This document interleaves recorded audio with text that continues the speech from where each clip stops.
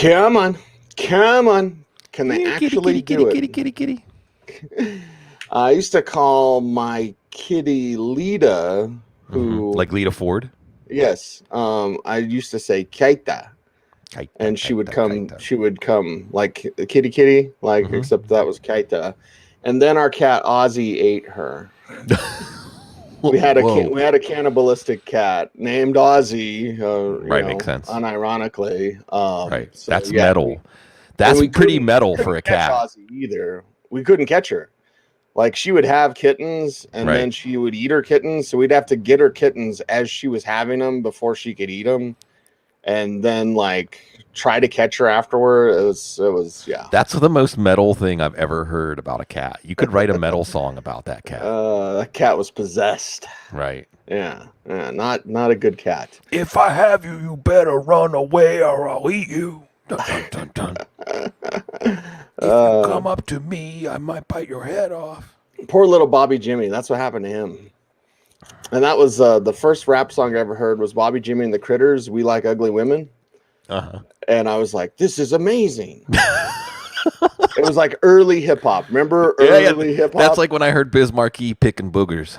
Dude, that song, epic. I mean, early hip hop. And we're old, but people won't remember. But like when early hip hop hit, it hit different, man. Yeah, life is too short. Yeah. All right. Well, let's get this thing going. I almost rather talk about hip hop than Colts and Texans. Yeah, exactly. Right, here we go. Maybe the Texans should eat their young. Something. Well, some games are better than others, and when we start with the Colts and the Texans, this is what you get. Part 2 of the Week 13 preview here on the Audible, and Colts side of things. Colts offense now with more T.Y. Hilton, and that means what for Carson Wentz? Well, what for Jonathan Taylor? And there's some of these games, and Taylor's going to do some fine things. We'll talk about the Rams game. This is mainly for my Rams take, Bloom, but kind of a preview on this. Don't get too cute sometimes thinking in these easy matchups, like they're going to do everything. Like, yes, Jonathan Taylor's going to do his. They might take the foot off the gas. Exactly. You know what I mean? It might be 24-0 at halftime. They take the foot off the gas. They win 24-3. So, yes, it should be a bonanza. Obviously, everyone's starting Jonathan Taylor, Bloom, but I just, sometimes the fantasy analysis of like, well, it's the Texans, start everybody. Maybe not. No, and that's the thing. Even though Carson Wentz looked really good, and again, Cecil, we're almost at a point now when everyone's going to be happy with the Carson Wentz trade. The Eagles are going to be happy to get there first. The Colts are going to be happy to have Carson Wentz, and he was fantastic against the Bucs. They're not going to need him to be fantastic. These teams have already met this year. It was 31-3. It wasn't even that close. So you're not going with Wentz. And then, like you said, the addition of T.Y. Hilton and Jack Doyle. Jack Doyle is probably your second best option, but that also affects Michael Pittman. There was a time that maybe Pittman was easing up to wide receiver 2 status.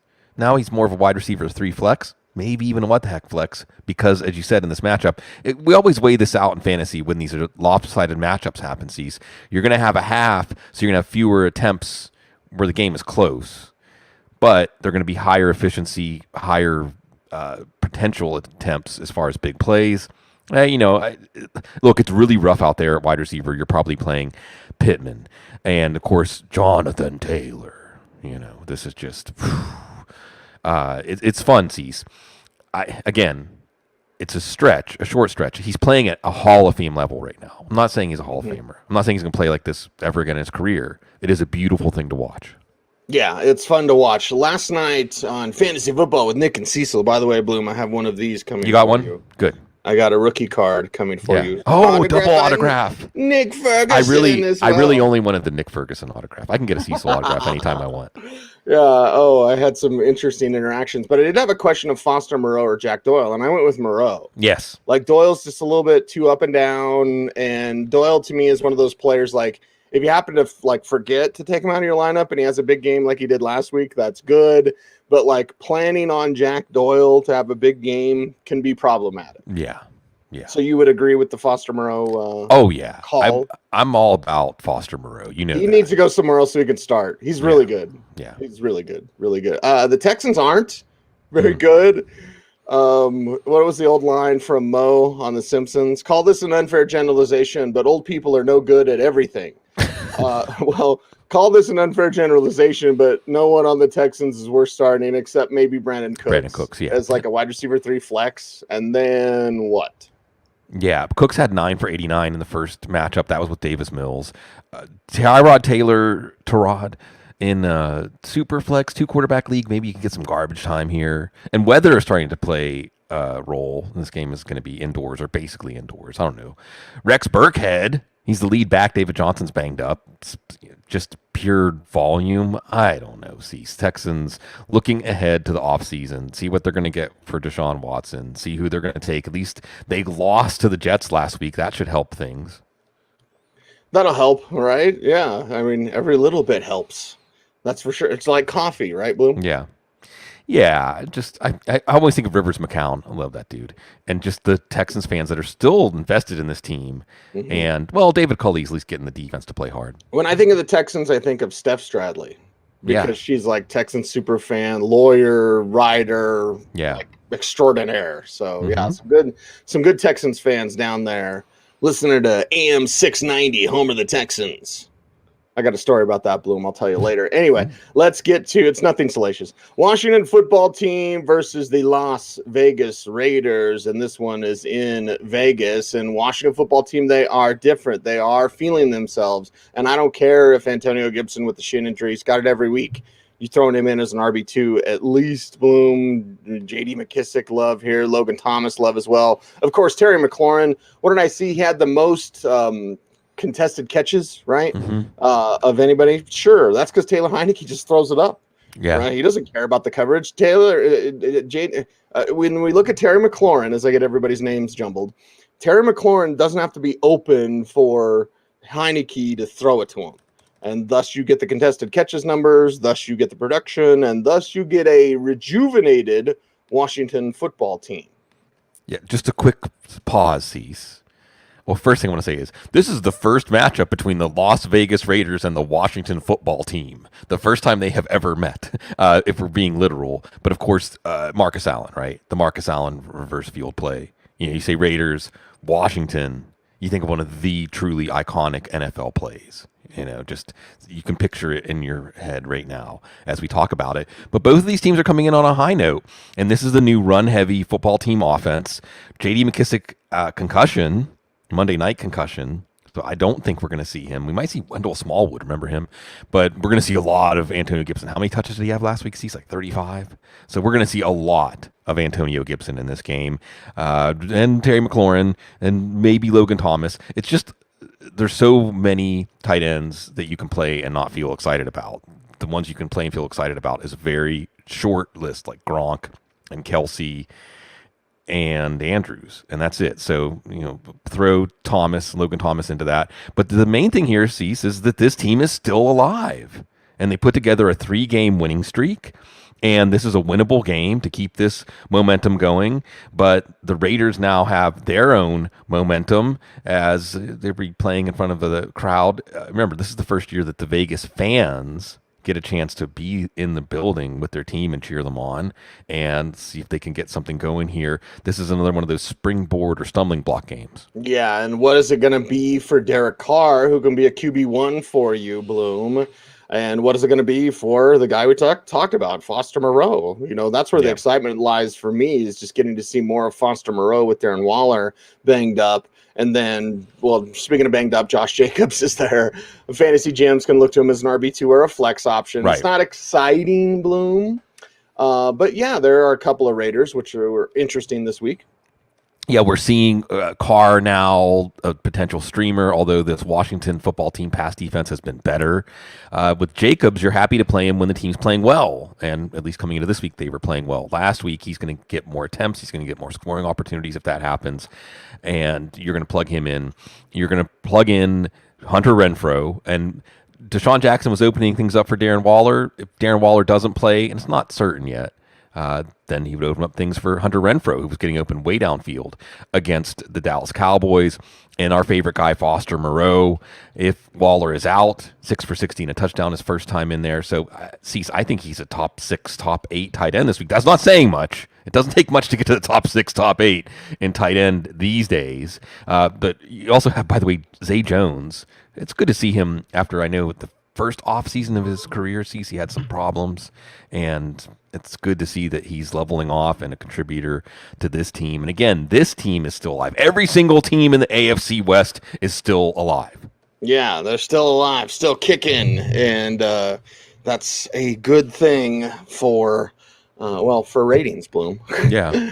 I am a sucker for ratings. Give me those good ratings, that's for sure. Give me some Foster Moreau on a Sunday, or should I say, give me some Foster Moreau every day. Every day. That's one. The thing about Foster Moreau is he's Foster Moreau every day. There you go. It's so much fun. Yeah. Anyway, people are like, "Oh my god!" Do you remember when the Audible finally ran out of gas? Right. They started playing Vic Fangio memes. Remember when the Audible sounded as old as Vic Fangio? And you remember the days? Remember Bobby Humphrey? Remember Chewbacca? Remember Jacksonville and the Rams? I guess we could talk more about member berries than the Jacksonville Jaguars. Because it's like, okay, yeah. James Robinson, please do something. Right. And the Rams side is more interesting. So quickly, Bloom, let's go through the Jags. Can I even make that plural? Can we go through the Jag you would play? Right. Truly the Jags, except for James Robinson. I do want to mention these teams have only played 5 times. And it's 4-1. And in the one game, it was an overtime win for the Jags. And you know who had 5 catches for 101 yards for the Jags, Cease? Torrey Holt. Torrey Holt had a 100-yard game for the Jags against the Rams. It was his last season in the NFL. So that's the only time the Jags have beat the Rams. I think it's going to go to 5-1. And by the way, when you're seeing all this money being thrown around in college football season, all of these shocking betrayals by college coaches, don't you feel like you miss Urban Meyer being part of that scene? You know, shouldn't he be part of that scene somehow? Isn't he going back to that scene? Like, and I'm said it on the air here. Like, if you're Cliff Kingsbury, just go back. Just go back. Like, well, you get to be an emperor. Why would anyone want to be an NFL coach? Yeah, I know it's the highest level, whatever, but you're getting $100 million. You're getting a $6 million house. You're getting whatever.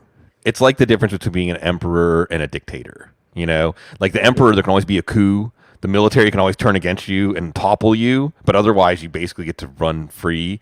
But if you're democratically, an emperor and a dictator and a democratically elected leader, because the NFL coaches, they answer to all kinds of people, right?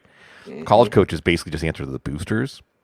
Anyway, smooze rich people. Right. Go back to Mike Tomlin in that blank check.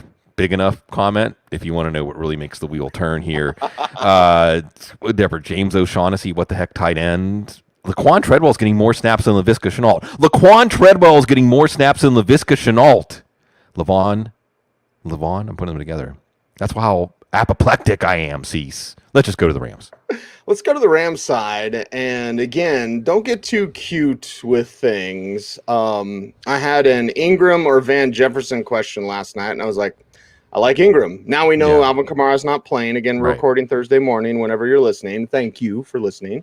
So I said Ingram over Van Jefferson because, again, we know it's going to be there for Cooper Kupp. We know they'll probably force it for Odell Beckham Jr. Like, this is your ODB breakout game against the Jags. So, you know, do I really want to go down to the third guy? And I like Van Jefferson. He's been a sleeper and waiver wire pickup, all those sorts of things. But, like, okay, how cute can we get? Darrell Henderson banged up, so Sony Michel, again, Bloom.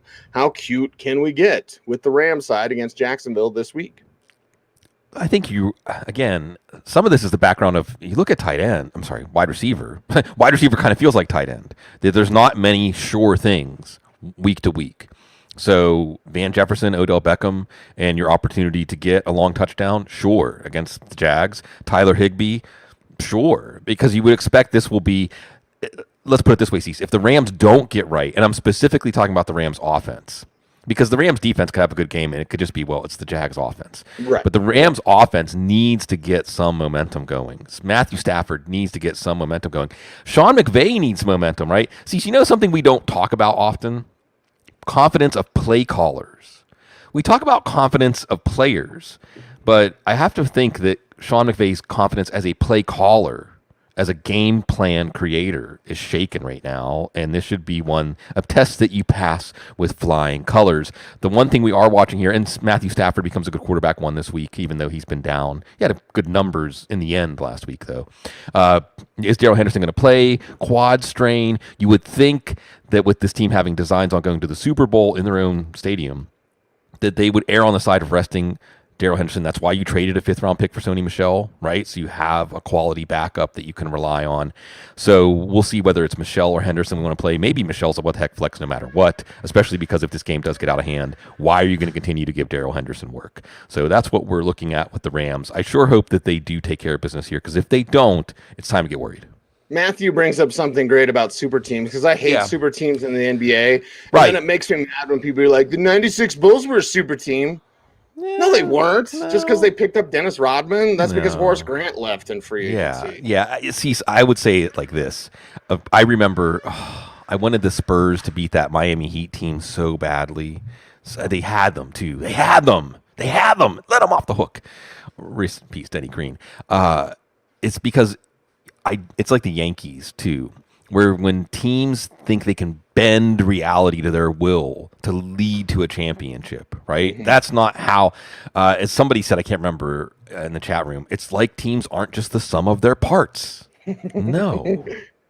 I love that lesson being taught over and over and over and over again. Right. And I'll leave it alone because it's more of a Thursday night topic, but guys like McVay, they never lose confidence because they are supremely arrogant. Well, supremely arrogant, which is its own problem. Yeah, it's not my fault. I'm the smartest guy in the room. Just ask me. Okay. Okay, that game done.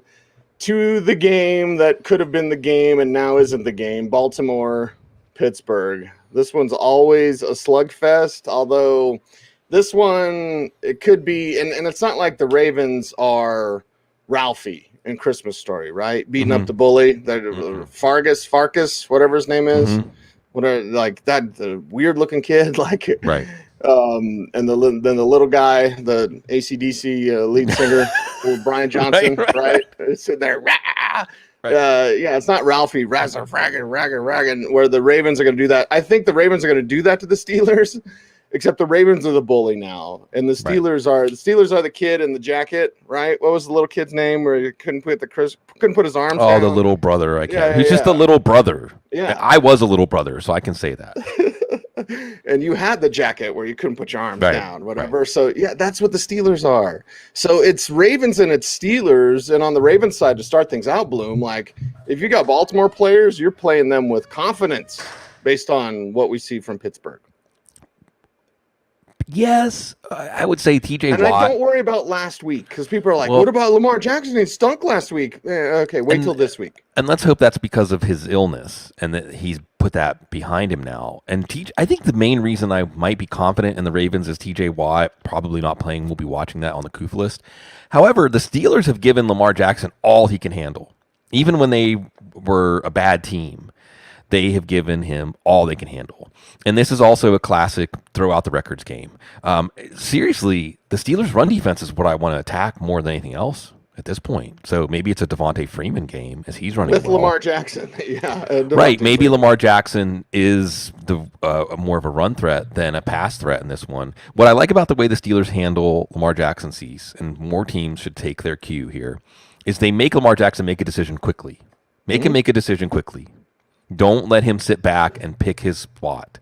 Put the pressure on. Yes, you leave yourself open to big plays, but you leave yourself open to big plays if you set back on your heels anyway. So I don't know if it's going to be a big Lamar Jackson game. You're still going to play Mark Andrews. You're still probably going to play Marquise Brown. We're still waiting for the Rashad Bateman breakout game. I think we're no longer going to get ahead of ourselves and say this is going to be the week. Because I do think, like you said, see slugfest from an offensive perspective, an ugfest, especially when the Steelers have the ball. Yeah, don't get ahead of ourselves with a run-heavy offense. Like, we all like Rashad Bateman. We all appreciate his game. Very few players come into the league with that sort of skill set that way, so sharply refined in his route running. He's on a run-heavy team. It's this week. Yeah, you're waiting and waiting and waiting. And I'm buying you WD-40 for Christmas. Yeah, sorry. We're getting our cabinet, Bayou closets. California closets down here in Louisiana. It's Bayou closets. Bayou closets. See, I should start a business in Denver. Mountain closets. Yeah, I like that. Yeah, see, Front every range. region, every Foothills, day. That's right. Pittsburgh Steelers. I guess we got to talk about Ben out there. Ray McLeod's back. Bloom. Does that actually mean less for Najee Harris as a receiver? I know. What was it, a couple of weeks ago when Ray had those 12 targets or whatever? It's like, that's not going to happen again. He usually gets about 2 targets, but those 2 targets might have been targets that were available for Najee. Deontay Johnson is the most heavily targeted receiver in the last 4 weeks, 5 weeks, whatever the number is. So, okay, yeah, Steelers talk, Ben stinks, Najee, maybe a little bit less Najee because of Ray. I don't know. This game depresses me, Bloom. Yeah, it is depressing. You're going to play Deontay Johnson. You're going to play Najee Harris. Pat Freiermuth, a concussion. So maybe that gives you a little nudge to play Claypool, where Claypool could be a more prominent red zone target if the Steelers are in the red zone. The Ravens defense, I don't know. It is tough. I mean, this is a game, I think, that you want to relive the old days, but it might just remind you that the quarterback is old. Yeah, you want to relive the old days, and then the old days aren't there anymore, right? It's like going to a mosh pit and knocking your shoulder out of socket because... Right, losing your dentures. I mentioned the mosh pit because my sister Carrie's here. So I was like, oh, mosh pit. Yes. And she's older than me. I won't say how old, but you're a little brother too. Yes, I am. Carrie still goes to mosh pits. Yeah. And not like regular mosh pits. We're talking about like, I don't know, like Deicide or whatever, like death metal. Where they sing about cats that eat their young. Yeah, when they sing about Ozzy, we were talking about Ozzy. Ozzy was Carrie's cat, by the way. Oh, well, that just makes sense. I know. There you go. My cat, Heathcliff, was very good. Oh, very good. And a great mama. One time I saw Heathcliff. I was sitting in a tree, and there was like snow on the ground, whatever. And I saw Heathcliff walking across the yard, and there was a snowbank, and all of a sudden, just like snow everywhere. And then next thing I know, Heathcliff came out with a dead rabbit in her mouth that was bigger than her. And she dropped it off for her kids. Wow. See, it starts out metal, but it ends up heartwarming. That's true. It's like the 49ers. They started out terribly, and now they're metal. Are the 49ers metal, Bloom? Against Seattle, they might be, for sure. Now, no Deebo Samuel. So plenty Eli Mitchell, and then we go towards Brandon Ayuk. We go towards more George Kittle. People might try to throw a chip on something else. What's that mean for Jimmy? And Kyle Shanahan mentioning why he's not going with, Trey Lance just yet. So 49ers are interesting. I'd be more excited if Deebo was healthy. But sans Deebo, what are we looking at here for San Francisco facing Seattle in Week 13?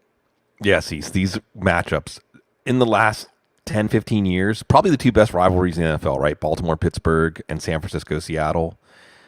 Incredible, back in the Colin Kaepernick days, NFC Championship, some incredible games. But Seattle has actually won 14 of the last 16 matchups between these teams.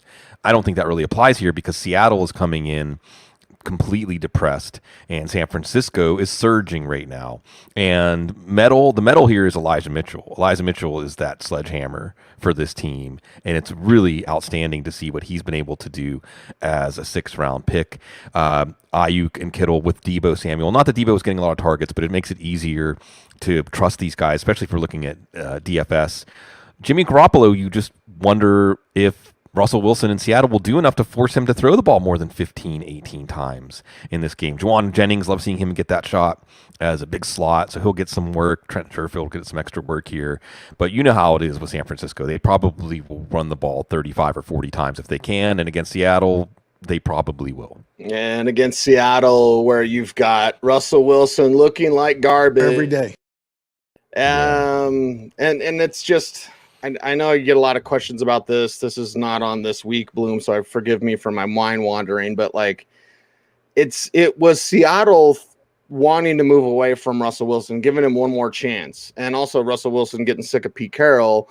And it's just done. And Russell's out there. It's like he's afraid to hurt that hand again. I don't know. Lots of things to parse through here, Bloom. A true on the couch moment with Russell Wilson, but it doesn't give you confidence. I know our mailbag show last night here on Footballguys YouTube channel. The thumbnail was like, "Are you worried about DK Metcalf?" Yeah. So I'm gonna ask you the same thing, Bloom. You put Russell Wilson on the very small couch. You put him on the couch, the chaise, right? Right. The love seat. What? Are you worried about DK Metcalf? Are you worried about Seattle? Yeah, you're worried. They're home and they're in a rivalry game that they've done well in as these coaches have matched up recently. But Russell Wilson, he did have decent numbers in the end. I'm playing probably Tua Tagovailoa over him this week. Tyler Lockett, at least you have the deep ball. You have the chance for him to make your week. And you theoretically have that with DK Metcalf. See, I guess if we're really looking at this the way that fantasy gods toy with us, just when we're really, really, really ready to move on from DK Metcalf, not drop him, but definitely not start him, this is when he's going to have 4 for 150 and 2 touchdowns. So take that for what it's worth. It's just superstition, really. But there's absolutely nothing that would make you want to play Metcalf going into this one. There's nothing that would make you want to play one of the running backs. And this game is kind of a funeral for, let's see if they can make it more like down here, a second line, a jazz funeral, and a celebration of the Wilson Carroll era. And not to say that we won't see it again next year, because we all know couples that should get divorced, and yet year after year, you still see them like, you'd probably be better off apart with other people. That's where Seattle is right now. Yeah, unhappy. Incompatible. You don't belong with each other. Right. And that's what we see with the Russell Wilson thing. It's like, okay, just do something different. We'll see if it actually works out. We'll see if the Broncos can beat the Chiefs. Can the Broncos beat the Chiefs? It's been a while. Yeah. It's been a minute. And Kansas City, basically the last time Denver was relevant, because the Broncos are above 500. They are playing relevant football in December, which is what George Payton, their general manager, very good man, boom, very good man. And actually, he discovered Nick Ferguson when he was with the Bears. Oh, wow. He was like a regional scout with the Bears. And he's like, hey, give this guy from Georgia Tech a chance. So that's really, really, really cool. And I know George just a tiny bit. I can't say I know George or I'm calling him every day or whatever, but just what I know about him, very good man. Very good eye for talent. Hell, look at their rookie class, right? Yeah. Whether it's Baron Browning or Caden Stearns or Jonathan Cooper or Javonte Williams or Pat Surtain, Quinn Miners, right? The Belly. And there were scouts, by the way, who were making fun of him for drafting Quinn Miners in the 3rd round because he was seen as Wisconsin Whitewater, Division III, up there in Canada, throwing around logs or whatever with the shirt off. Like, no, it's been a good rookie class. It's going to take everything. Mm-hmm. It's going to take everything, every day, everything for this team every day to beat Kansas City. It really, truly is. And there's so many ways this could go, Bloom. Sunday Night Football, this game was flexed. It's almost like the NFL knew they were going to beat the Chargers. I'll let that one hang out for a moment. They flexed this game, and it is for the division lead in the AFC West. Now, Broncos fans shouldn't get excited about this type of stuff because Broncos fans normally are like, if it's not the Super Bowl, it's crap. But the way it's been in Bronco land, welcome to Bronco land, it's been awful. So you're going to take this. You're going to take playing meaningful football in December. And again, it's not what the fan base is used to, but this is what you get after 5 years of misery. And the last time they were relevant, Kansas City was the team that knocked them out. And they not only knocked them out, Bloom, but you'll remember a Dontari Poe touchdown. Yeah. You remember that one? That knocked them out the year after the Super Bowl. It knocked them out of the playoffs. It made Week 17 against the Raiders irrelevant, Gary Kubiak's final game. And we all knew it was his final game. And the game he wouldn't play Paxton Lynch in because he hated Paxton Lynch. So much truth. So much truth. So now, like, okay, how does this thing go down? Does Vic Fangio put together a game plan that can slow down Pat Mahomes? Maybe. Tyreek Hill is the key. We'll get to that. But we're talking Broncos side first. What they should do is run the ball. Chiefs blitz 4th most time in the league. Teddy Bridgewater not well protected. You got offensive line completely banged up. Bulls might be back this week. Let me check on that. So don't expect much from the downfield passing game. Now, the Chiefs give up a ton of yards after the catch, so you want short passes turn into long gains. That doesn't mean Noah Fant catch and fall down. Noah Fant is the catch and fall down guy. He's officially awful. Not getting a second contract. Nice guy. Second contract. No. Albert Okwuegbunam's better. Hell, Eric Salbert might be. I'm kidding, but still, like, and Noah Fant's a really good guy. Like, he's a good kid. He's just not that. He's not, your George Kittle, TJ Hawkinson, not your normal tight end. Anyway, so Cortland Sutton, Tim Patrick, Jerry Jeudy, whatever, wide receiver 3 flexes, whatever. Throw them all in the same bin. Yeah. This should be Gordon and Javonte Williams. But the Chiefs are also like 4th against the run. Okay, but if you have the intent and you can just grind them down, and that's what they did against the Chargers. Yep. And it worked. Yes. I don't know if they could do it in Arrowhead, but we should be talking about Melvin and Javonte. And I'm going to say it again, Bloom. There should be another week where it's Javonte Williams' breakout game, another 100-yard game. I don't know if it will be because of one Pat Shurmur.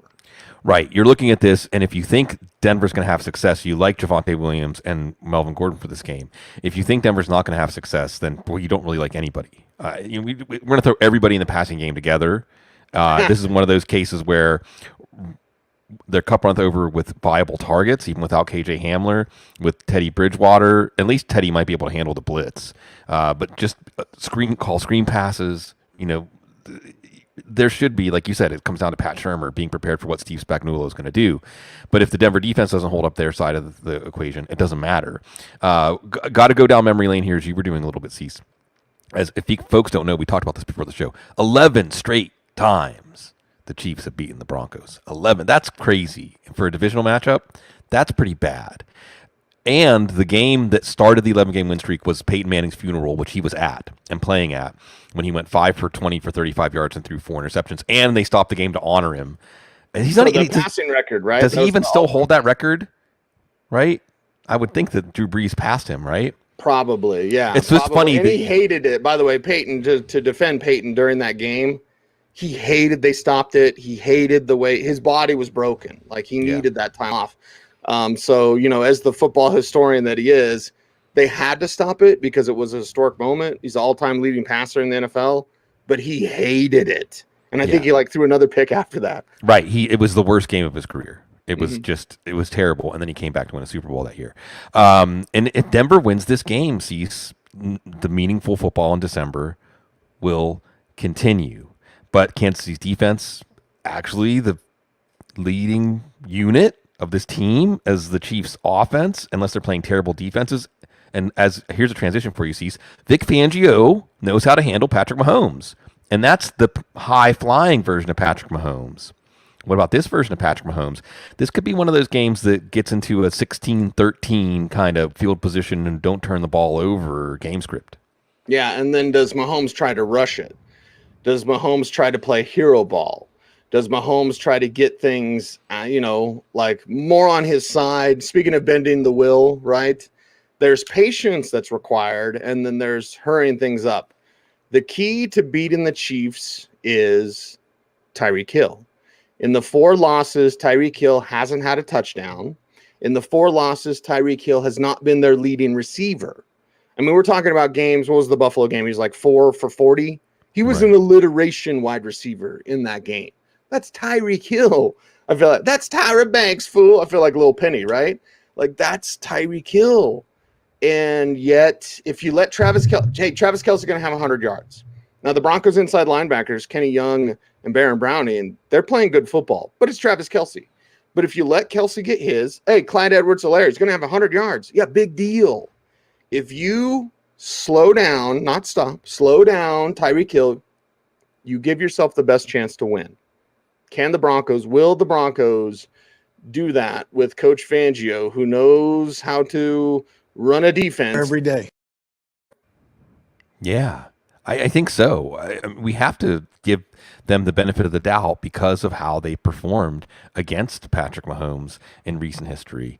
So you're still going to play Hill, you're still going to play Kelsey, and you're going to play Clyde Edwards-Helaire. So it wouldn't be ironic, Cease, if the team that really understands and commits to the run in this game is the Chiefs, and they win because of it, because Clyde Edwards-Helaire was running well before he got hurt, and he has been running well since he's been back, and now he's got a week off, so he's rested. He's fully ready to go, and I know he's not Jonathan Taylor or Derrick Henry, but give him all he can handle in this one. I think that might actually be – this is a battle of which team can put together more 6, 7, 8-minute drives and keep that a defense out on the field so by the fourth quarter they have nothing left to give.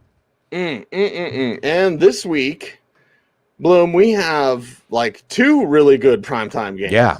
Usually Sunday night's the show, and Monday night's kind of like, remember when Monday night was great? Hey, let's watch the Manning cast. They're gonna interview Puff Daddy or whatever, P Diddy. They're gonna go get him. Yeah. Hey, I got like a ton of Sean John clothes, so don't no hate, no hate on P Diddy or Puff Daddy or Puffy or Diddy, Duffy, Puffy, whatever. Anyway, I'm going to completely take someone else's work, change nothing, and call it my own.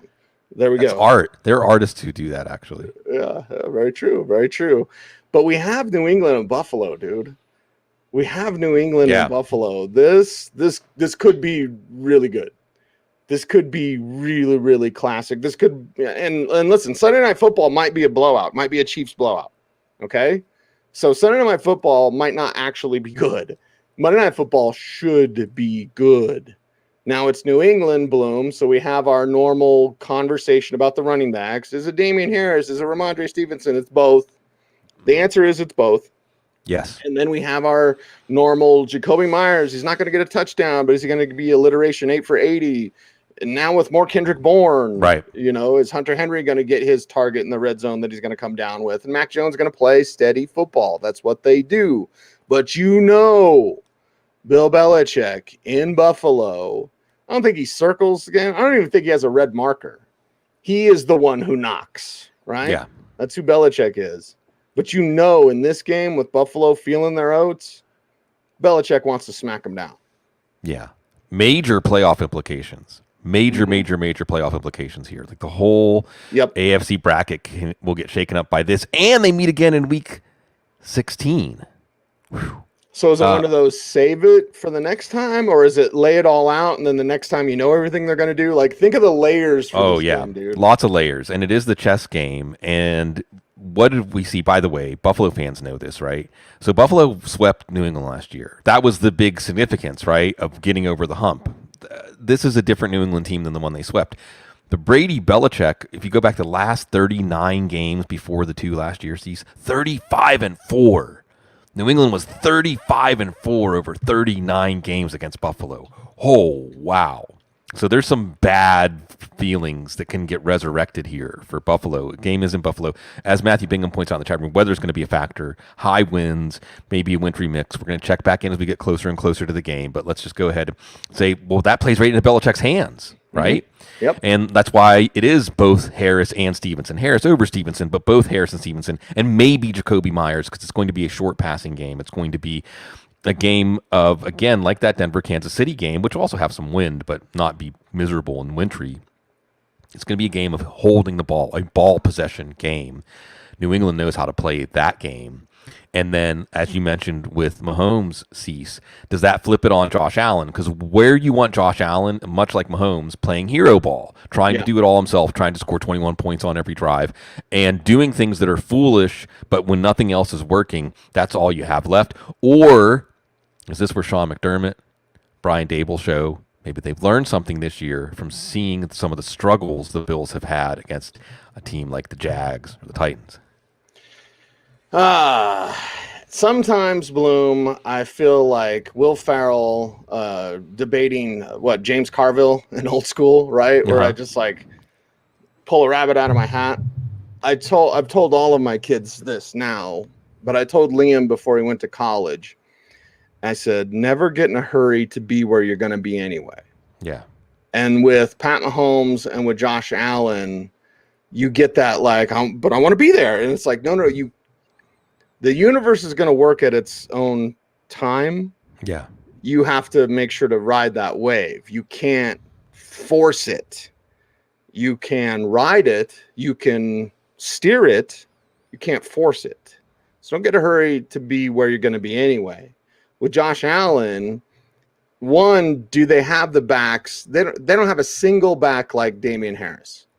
They don't have a single back like Ramondre Stevenson. They got speed backs. Well, speed backs on snow, I mean, this should be a Zach Moss game. Right. It should be. Zach Moss isn't even playing because Matt Breida. We got a fancy new toy. It's Matt Breida. Yeah, that's fine, but one-off game scripts. You have to do multiple things. And this should be a time where Moss gets 20 carries. He's going to get 5, right? It should be a time where they emphasize the ground game. They probably won't. Chat room's talking about Gabriel Davis as a what the heck flex.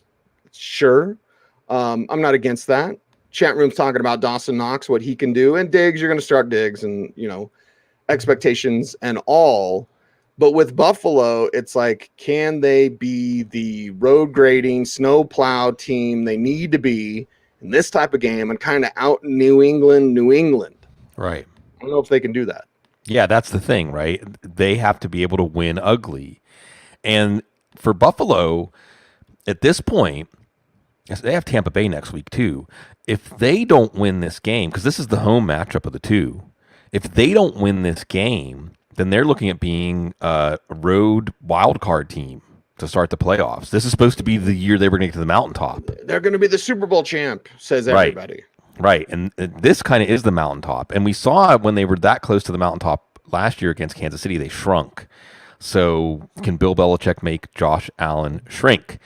Or again, will Brian Dable have a game plan where you take what the defense gives you? And that in the passing game is probably Cole Beasley and Dawson Knox. I don't think it's going to be Stephon Diggs. I don't think it's going to be Gabriel Davis or Emmanuel Sanders downfield, partially because of the conditions, partially because the Patriots are good at taking that away. And doesn't it just make sense? See, we used to say it was scary to go in Bill Belichick's mind. It's actually kind of fun, right? The Imaginarium of Bill Belichick. Great film, by the way, The Imaginarium of Dr. Parnassus, if you haven't seen it. Actually, doesn't it just make sense that Bill Belichick is just going to put a defense out there with 2 high safeties and say, run? Are you willing to run? Are you willing to run? Yeah. Because I don't think they are. Are you willing to have 8-minute drives? Yeah. Are you willing to play with patience? Right. The defense is leading the dance. Bill Belichick is leading the dance here. And are you going to dance or are you going to wrestle and struggle against it and have it go badly? And I'm not saying to bench Josh Allen because, again, man, there's not that many reliable fantasy options, period. I wouldn't be surprised if in hindsight benching Josh Allen for, let's say, a Tua Tagovailoa or a Kirk Cousins or whatever is the right move. You're still going to play it by the book and stick with him. But this is a game, Cease, that we could watch the first 5 minutes or 10 minutes, the first 2 drives for each team, let's say, and we're going to have a pretty good idea how this is going to go because we're going to see who's flexible and who's willing to meet the moment and who is struggling against it, like you said, Cease, forcing it. I know that I don't have to force myself to watch Monday Night Football this week. You don't have to force yourself to watch Monday night because you're going to be right there and you're going to be a remote in hand, right? You're going to be there like you were there. Every day. That's right. Bill Belichick is Pai Mei. That's who he is. Yeah. Sans the beard with more hoodies that are cut off. That's who he is. He's just you think you're the upstart, you think you're capable, and nope. You're not more capable than Pai Mei. No. Just watch out what you eat. Let's talk about what the heck flex, right? I was thinking of Pai Mei. I was like, okay, what the heck flex time? You look over your lineup, you need some of that punch. You need that long beard. Well, who are your Week 13, what the heck flexes to me, Bloom? Well, we talked about a couple of them. I think Ramondre Stevenson's more than a what the heck flex, probably regular flex. But yeah, there you go. Matt Breida, Tevin Coleman is a what the heck flex for me this week. Nyheim Hines. Again, you want to get cute in that game against Houston. Get cute with a guy like Nyheim Hines. Like even on limited touches, he could do quite a bit. So what the heck flex for Samaje Perine? Joe Mixon's going to run all over the Chargers, and when he needs a breather, Samaje Perine's going to run all over the Chargers. Philip Lindsay didn't know what he was doing last week, and still he wasn't at practice today. So wasn't at practice today. We'll keep an eye on that, or at least wasn't seen at practice. At least as of right now. So. Okay, so keep an eye on that. Thank you for the update, Bloom. But that's a what the heck flex at the running back position that I would lean on if he was available. To the wide receiver position we go, and well, I love Khalif Raymond. He's always a what the heck flex. Zay Jones makes it in here, Bloom. Yeah, and your college football's leading receiver. And hasn't had a good pro career, but like, hey, I'll always root for Zay Jones. I think he's a good young man. What the heck flex time for Tim Patrick or Cortland Sutton? Those are both what the heck flex levels, including Jerry Jeudy. Just kind of clump them all together there. Yeah. And the aforementioned Kendrick Bourne is in the what the heck flex category for me this week. So Bloom, it's week 13. You look over your lineup. You need some punch. Who are some of your week 13 what the heck flexes? It's tough out there. At running back, actually, it's not as tough because of the churn. Guys like Boston Scott, Tevin Coleman, as you mentioned, Ramondre Stevenson, Devin Singletary, and Matt Breida. Let's watch and see if there's a plan for Zach Moss. If he turns it back into a three-headed monster, we're going to go away from here. Rex Burkhead, just because of the number of touches he's going to get. Tony Pollard, by the way, he's almost a must-start this week. And let's watch Darrell Henderson's status to know whether Sony Michel should be in, but maybe he should be in anyway. Wide receiver is tough. Cease, we do this what the heck flex thing every week. This was the hardest week I can remember to come up with what the heck flex wide receivers. As it is, your wide receiver 3 is probably a what the heck flex. Right. You mentioned Khalif Raymond. I'll mention Josh Reynolds. He did something last week. He's got the chemistry with Jared Goff. Why not? Russell Gage should get a ton of targets against Tampa. Curtis Samuel's back, especially without J.D. McKissick. Couldn't you just see putting Curtis Samuel in J.D. McKissick's role? Right? Yeah. Why not? Yeah. McKissick in concussion protocol right now. Marvin Jones. It's like I so hesitate to recommend anybody from the Jags, but it is the Rams. It could be garbage time. And Cole Beasley and Jacoby Myers because they're the short range receivers for that Monday night showdown. Mm-hmm. Right. Make sure to say that a little faster. I was like, I don't have a dump button, Bloom. Short range. Yeah. See, YouTube's even like demonetize. Oh, you said short. Yeah. Anyway, never mind. What was your favorite cat, Bloom? We've been talking a lot about cats today. It's on my mind. Oh, geez. Because cats. My first cat, and growing up in the country, you learn about death very quickly. Because I remember being little, very little, like 5. Carrie could back me up on this, but like my first cat was Jumpin' Jack, Jumpin' Cat. Mm-hmm. And I said that because he's like jumping around. He's jumping everywhere, right? Gray cat. And I remember waking up one morning, and my favorite thing was to go find Jumpin' Jack, Jumpin' Cat. And I remember like Mom, she was like, "Don't go outside. I'm not going to let you go outside." And I was like, "What? And I remember standing at the screen door, like screaming and crying, like Jumpin' Jack, Jumpin' Cat. Because I think one of the dogs got him. But yeah. So lots of great stories. Whether I've talked about Heathcliff today and Lita and Jumpin' Jack, Jumpin' Cat, all of my favorites. I'll bring up Katana, who is Heathcliff's daughter, that went with us to 2 different ranches and was like one of the greatest mousers I've ever seen. Like watching a cat hunt. It's incredible. It's like Matrix kind of stuff. It's parkour. Well, I mean, my favorite cat here, I'm going to go ahead and do this. You can see her keeping watch on everything. See her there? There's Opal. Oh, Hi, Opal. Hi, Opal. Hi, we love you, Opal. I'm continually, Opal's not really a cat. Opal has a human soul in a cat body, and she's the glue of our family. She's our everything, our Opal. Siamese cats I've never had one until we got Opal. And, wow. And she was a rejectorino. She had to be rehomed to us because she was so crazy. They're a little more demonic than other cats, just a little more.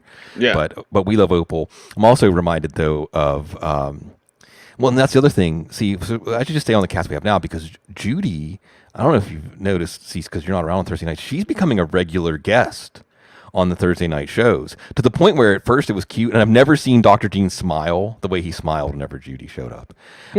But it's actually a distraction. I actually have to tell her, you're a distraction. You're too beautiful. You're too cute. Your cats are like one of nature's works of art. You know. So yeah, and let's also pour one out for Matt Waldman's cat. You know, why is my brain the cat that would show up every time the quarterback was going to get on the sacked? Thursday night show? Yeah. Oh, I'm sorry, Matt. I am sorry to your cat. I can't remember. It's like a Florida coach or something like that. Anyway,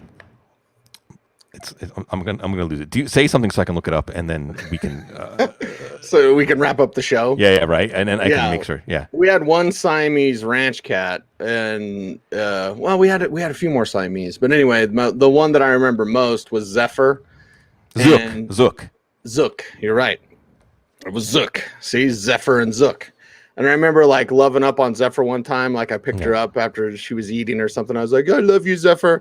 And she just went, yeah. Scratched up my eyes. I'm a little bit demon, you know. She's like, don't, I'm eating now. Don't, you can love me up later. Don't eat. Right. I'm eating.